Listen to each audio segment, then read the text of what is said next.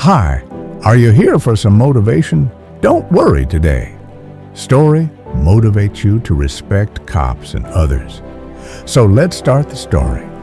Today's story is Guardians of the City, a story of courage, compassion, and duty. In the heart of a bustling American city where the streets never truly slept, Officer Daniel Carter patrolled his beat with a mixture of vigilance and quiet resolve.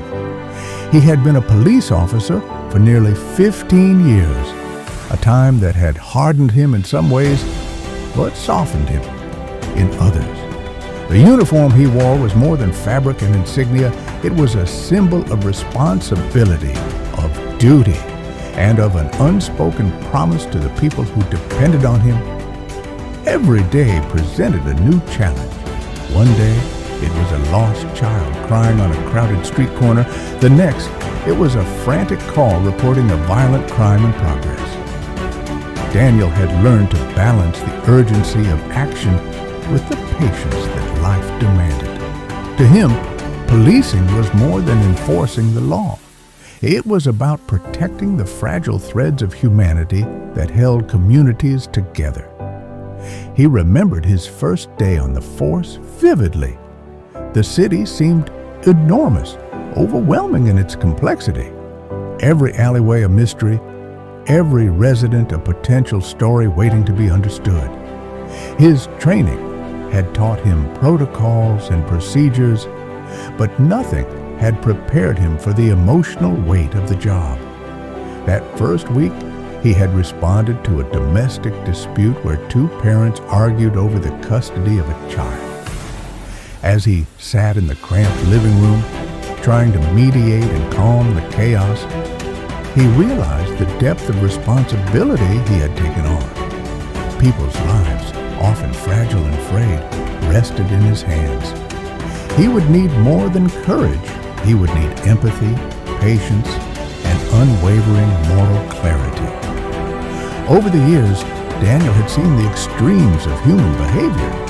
He had witnessed the generosity and kindness of strangers, the heartbreak of lost lives, and the perseverance of those determined to overcome adversity. He had faced threats that would have broken anyone else, yet he carried on. His motivation came not from recognition or accolades, but from the quiet satisfaction of knowing he had made a difference, even if only in a single person's life. One particularly difficult winter evening, Daniel received a call about a fire in a rundown apartment complex. Smoke poured from the windows and neighbors screamed from the streets, urging him and his team to act quickly. Without hesitation, he charged into the smoke-filled building, ignoring the heat and the thick darkness. His heart pounded, but he focused on the task at hand. Room by room, he searched, calling out to anyone trapped inside. At the far end of the corridor, he found a frail, elderly woman, coughing and disoriented. Gently but firmly, he guided her toward the exit, shielding her from the falling debris and ensuring she reached safety. In that moment, all the fear and exhaustion melted away. He felt a profound sense of purpose that no danger or hardship could diminish. Saving her life reaffirmed why he had chosen this path, a path fraught with risk, but illuminated by acts of courage and compassion. Beyond the moments of crisis, Daniel worked tirelessly to build trust within the community. He organized youth mentorship programs, partnered with local schools, and held open forums where residents could voice concerns and suggestions. He knew that policing was as much about prevention and connection as it was about response. By fostering understanding, he hoped to break cycles of violence and mistrust, showing the community that law enforcement was not an abstract authority, but a network of human beings committed to protection and service. Despite his successes, the emotional toll of the job was never absent.